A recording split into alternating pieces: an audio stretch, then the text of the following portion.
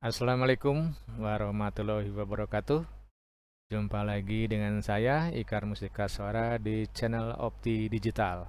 Dalam kesempatan ini saya akan menjelaskan tentang desain aplikasi IoT pada infrastruktur DMR trunking. IoT ini banyak dibutuhkan oleh industri-industri seperti plantation, oil and gas, mining, dan banyak lagi. Contohnya, misalkan plantation.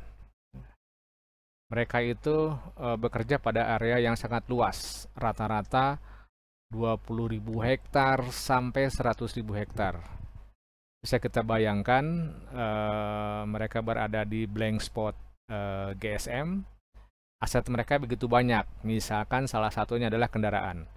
Mungkin kendaraannya bisa lebih dari 1.000.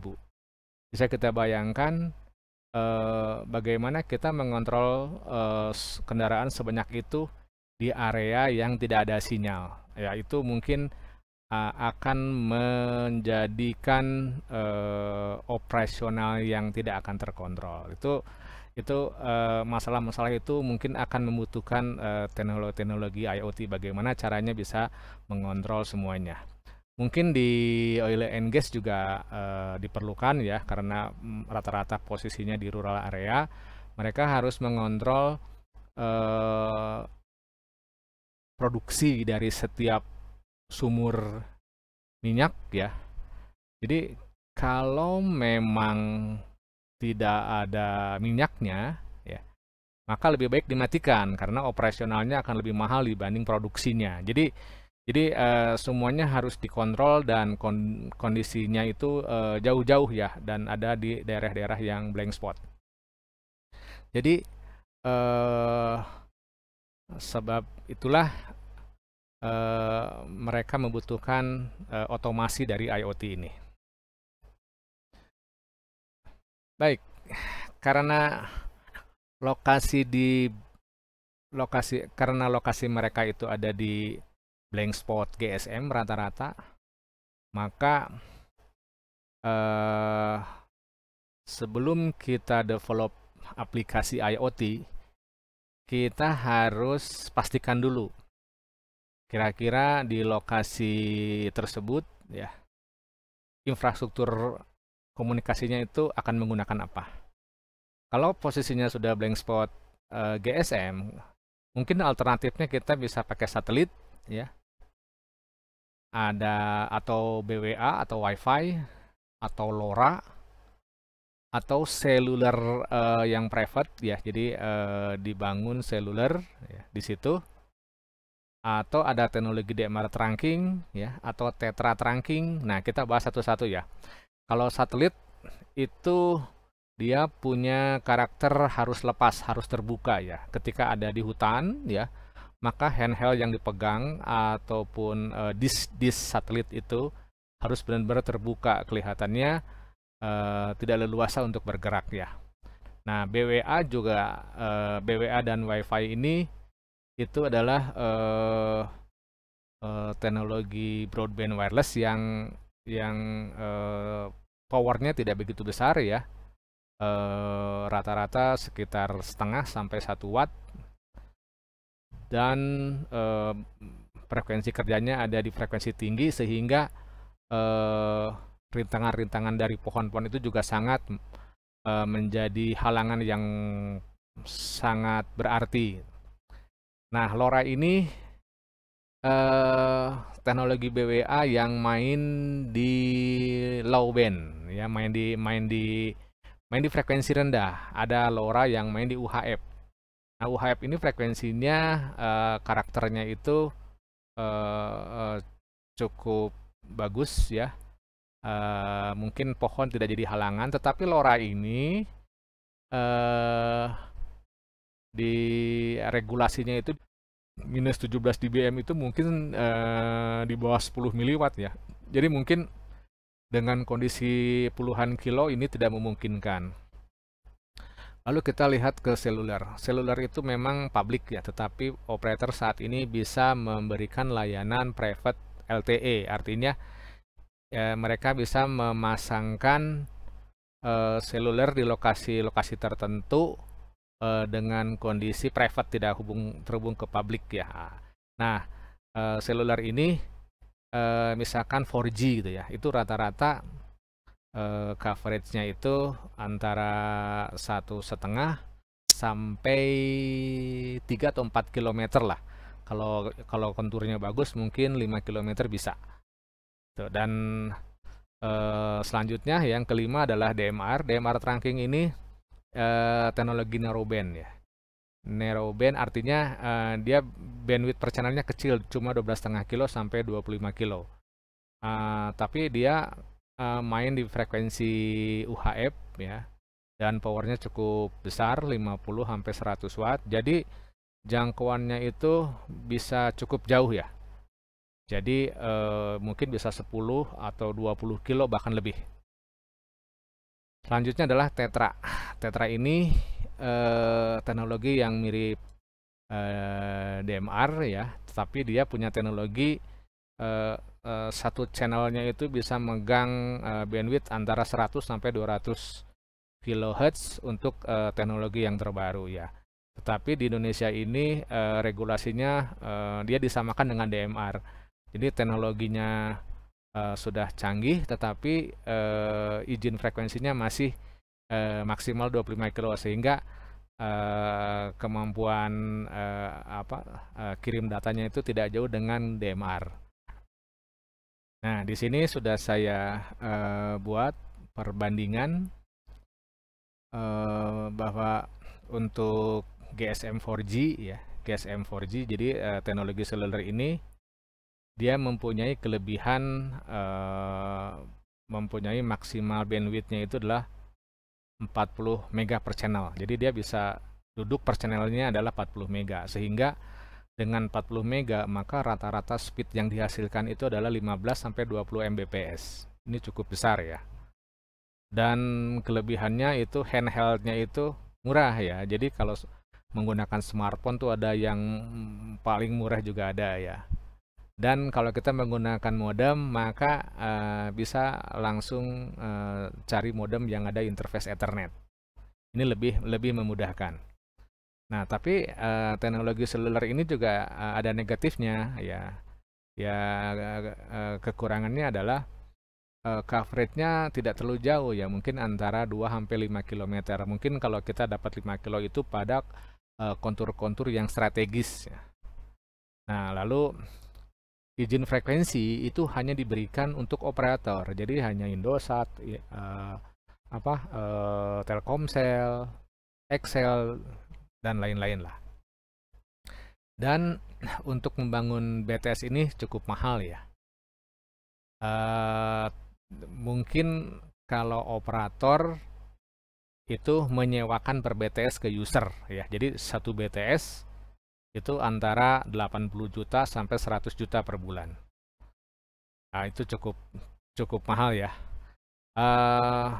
Lalu kita bandingkan dengan DMR trunking. DMR trunking ini kelebihannya adalah coverage-nya cukup jauh ya. Dia 10 sampai 20 km ya.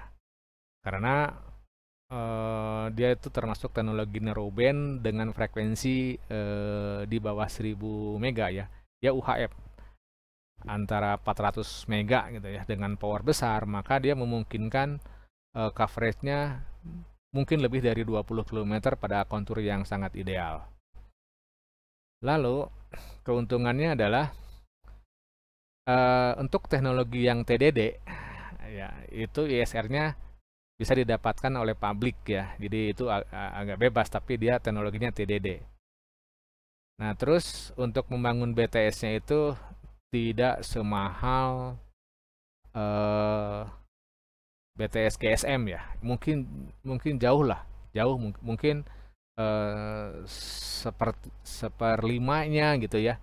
Pokoknya ini murah sekali. Nah, kekurangan dari teknologi DMR ini adalah dia itu maksimal speed-nya adalah 9,6 kbps, karena bandwidth yang didudukinya itu maksimal cuma 2,25 kHz ya. Tapi rata-rata untuk frekuensi 400 itu hanya 12,5 kilo. Jadi ya dengan 12,5 kilo maka data speed yang dihasilkan adalah 9,6 kbps. Nah, dengan teknologi FDD maka ISR-nya itu hanya diberikan kepada operator, ya.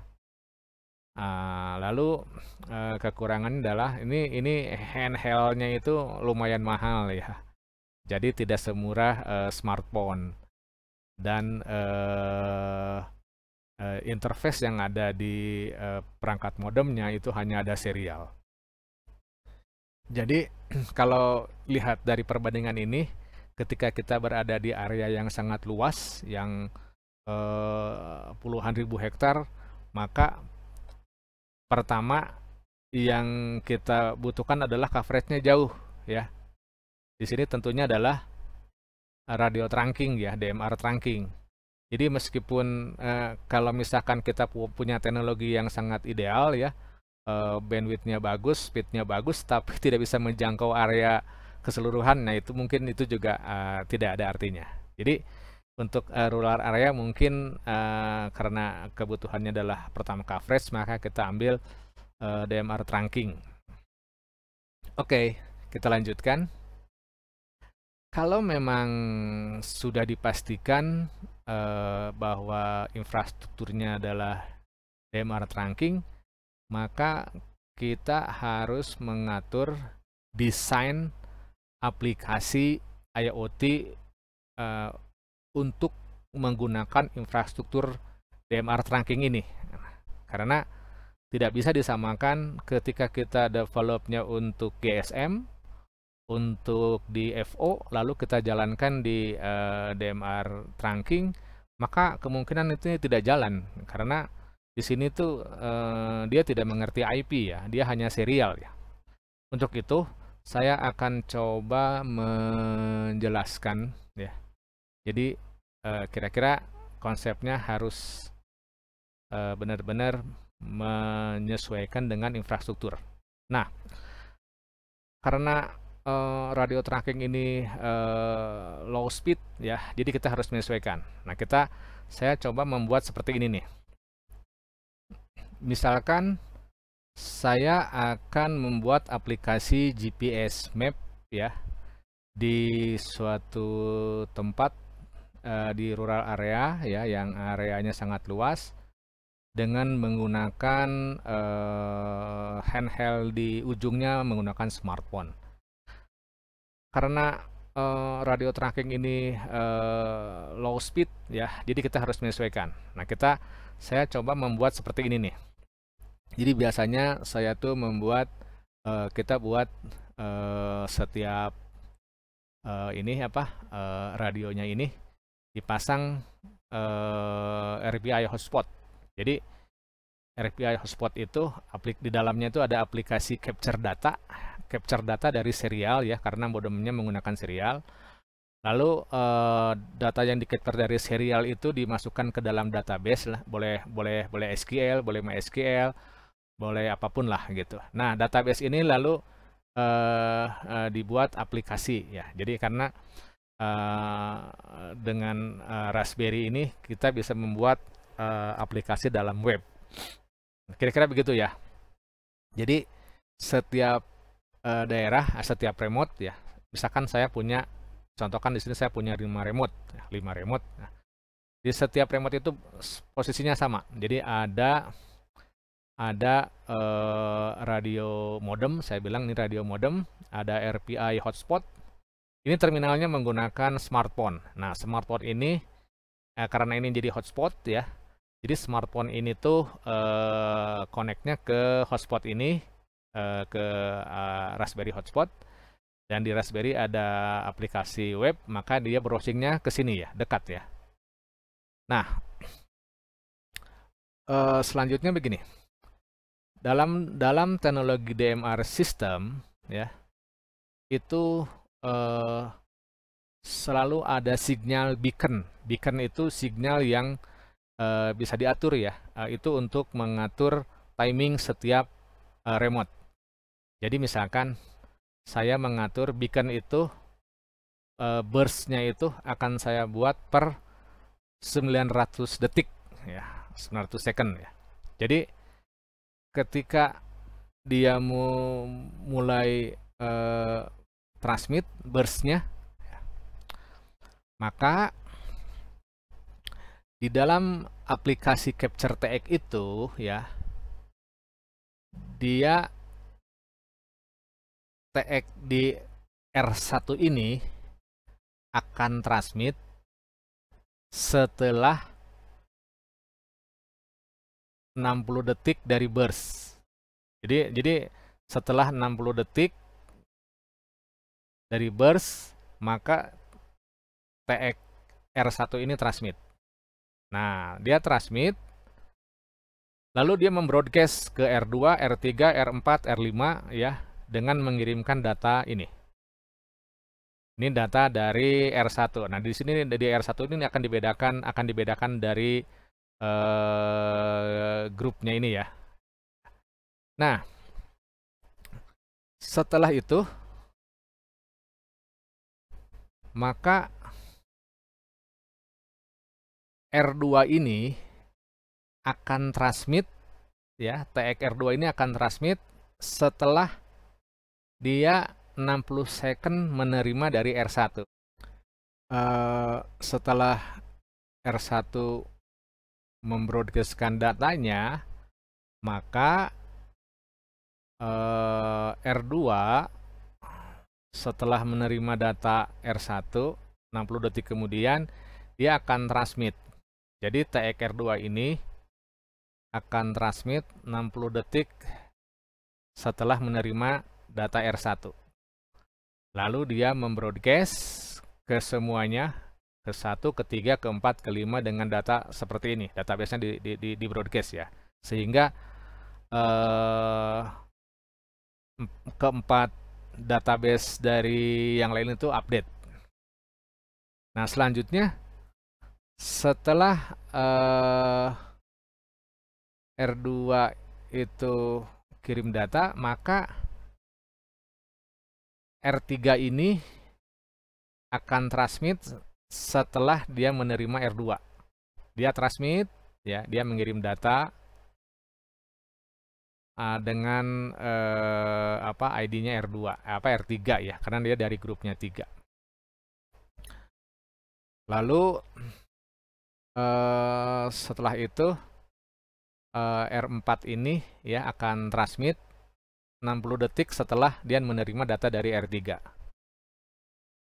Selanjutnya TX R5 akan transmit 60 detik setelah dia menerima data dari R4.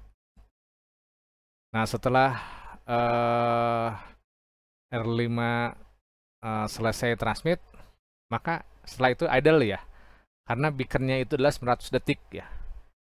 Nanti ketika beaconnya sudah muncul kembali, dia akan mengulang.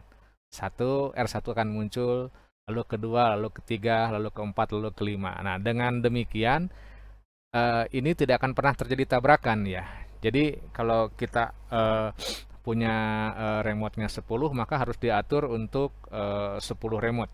Kalau kita remote-nya 100, kita harus mengatur untuk 100 remote. Jadi ada manajemen traffic-nya gitu ya. Nah, dengan demikian ya, semua database yang ada di R1, R2, R3, dan R4 maka akan update dan akan selalu sama. Sehingga posisi yang di browsing dari aplikasi web ini akan selalu sama. Maka ketika aplikasi GPS ini ya berjalan, maka tampilan dari smartphone yang ada di R1, R2, R3, R4, dan R5, maka dia akan menampilkan semua koordinat dari 10 smartphone ini. Nah, kira-kira seperti itu. Jadi aplikasinya itu harus menyesuaikan dengan infrastruktur yang ada agar bisa menggunakan smartphone seperti pada aplikasi GSM. Cukup jelas ya? Oke. Untuk bagaimana lebih detailnya tentang desain dari setiap remote, nanti akan saya jelaskan pada materi selanjutnya. Jadi untuk saat ini saya akan cukupkan sekian ya pembahasannya. Terima kasih atas perhatiannya dan sampai jumpa di materi berikutnya.